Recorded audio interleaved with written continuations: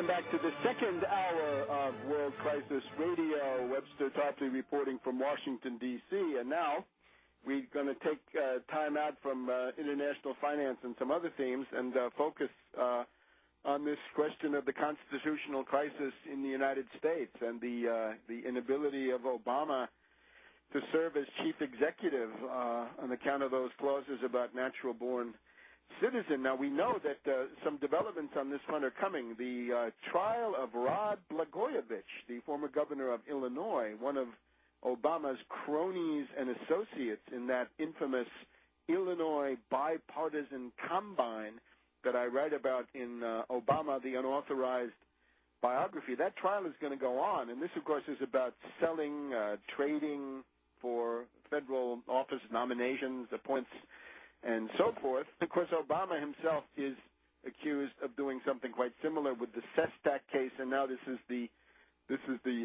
other one that's been added, which is the Romanoff case in Colorado. Pretty much the same thing.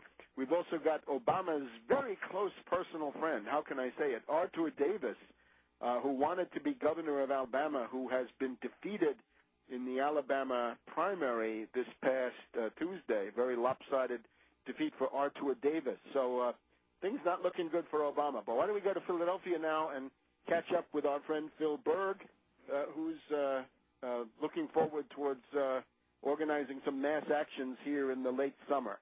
Welcome, Phil. My pleasure. Unfortunately, we still don't. We still don't have a date for our event yet, but we'll have it soon.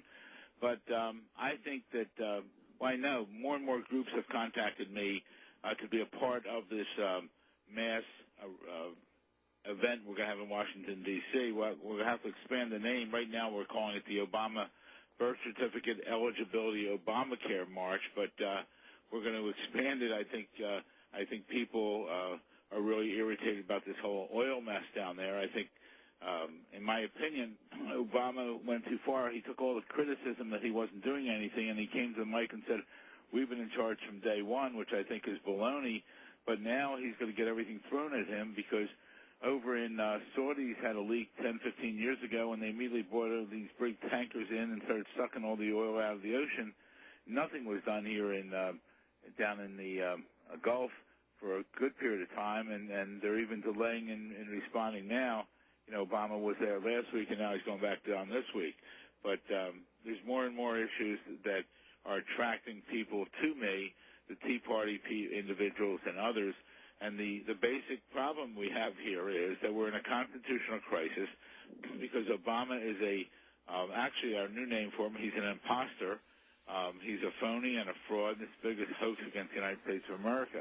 And for those of your new listeners out there, I'm referring to the fact that under the U.S. Constitution, which has been tried to be duplicated around the world, very few have succeeded, but it has been behind our government, behind our country for over 230 years, and over 3.2 million people have been either killed or wounded in battle defending this Constitution in the various wars that have occurred. And it's very simple for president. The person must be 35 years of age, have lived in this country for 10 years, and be a natural-born citizen. Well, Obama is not natural-born. They keep telling everyone that he showed his birth certificate. He didn't show his birth certificate. He showed the certification of live birth. And at the bottom it says if there's any alterations, it's not acceptable. It's not valid. Well, there were alterations on there. We have several experts that decided that. But also on a certification of live birth, it doesn't have the following items, which are on a birth certificate, that being the weight of the baby, the length of the baby, the hospital name, the doctor's name, and the doctor's signature. And the reason, there's only one reason Obama now has spent over $1.6 million fighting my 3 lawsuits and another 100 lawsuits that came about is because he's a fraud. He knows it. In one of his 2 books, he states he found his birth certificate, so he knows where he was born. And the other, one of the books, he also could have been the same one, he refers to the fact that after his parents divorced, his mother remarried, his stepfather, Lolo Sotoro, returned to Indonesia before Obama and his mother. And Obama then states when he got to Indonesia, he immediately went to school. Well, Indonesia was in turmoil in the 60s. They were at war. The only ones who could go to school there with natural born, which Obama wasn't, but you also received natural born status if you were acknowledged or adopted by your stepfather. Well, we have that because we have the school records, which indicate his name is Barry Soetoro and his nationality is Islam. So, and also significant is the fact is that if he hasn't legally changed his name since that time, his legal name is Barry Soetoro, not Barack Hussein Obama. So that meant every time he signed his name in the 50 states to run for president, he was committing fraud, and he continues to commit fraud every day. And therefore, I believe, I don't think he's natural born. I don't think he's even naturalized because we think he came back from Indonesia at age 10 to Hawaii on his Indonesia passport. Therefore, believe it or not, he'd been an illegal alien. And being an illegal alien, he could not even serve as a United States Senator from Illinois, where he served. And I have a lawsuit pending in the United States District Court in Washington, D.C. on that issue. And therefore, I'm stating that it was fraud for him serving as a U.S. Senator and President, but as a U.S. Senator, about $1 million in salary and benefits should be returned to U.S. Treasury. But so that's the significance. Obama is not natural born. Therefore, everything he's done, including the health care and including all the other legislation that he's just passed and signed and appointments he's made, are all avoidable. So and Phil, we're going to have this demonstration. 35 years old either. Maybe a technical point, but we're not at all sure. Well, the only reason we're positive on that is because his step-grandmother states that she was in the hospital in Mombasa, Kenya, Africa, when he was born on August 4th, 1961.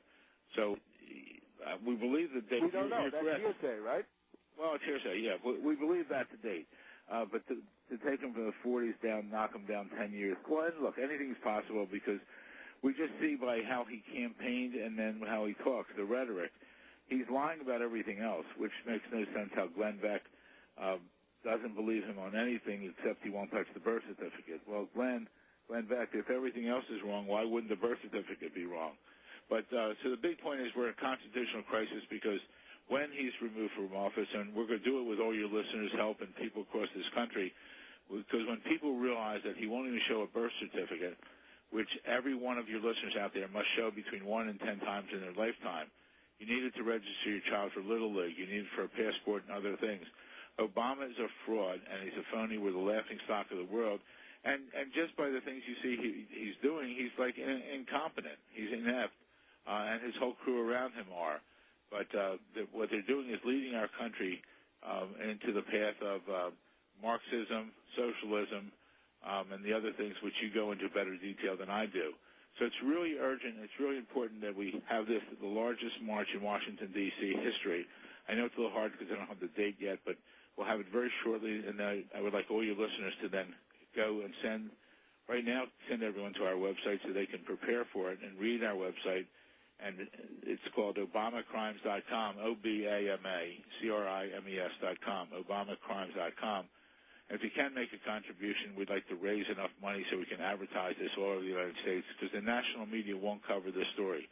If the national media covered the story, Obama would never have been elected president. But it's really outrageous. But we are pursuing, and our website will have updates very shortly, and then we'll talk about it here on your show. And for listeners out there, Webster is going to be one of our speakers at this event, and other people, which as soon as we can, we'll release the names. And it's going to be a significant march because we're going to have people dealing with, I'm even hoping to get Congressman Posey from Florida, who introduced legislation in Congress so people prove they're constitutionally able to be president. But I thank you. It's ObamaCrimes.com, and I'll look forward to speaking with you next week. Good luck with those logistics, Phil. Everything depends on the logistics. This time we're going to get it right, and then we'll have a firm date, and we'll be looking forward to it. So we'll see you next week. You got it. Thank you. Bye-bye. And we'll be back in a minute.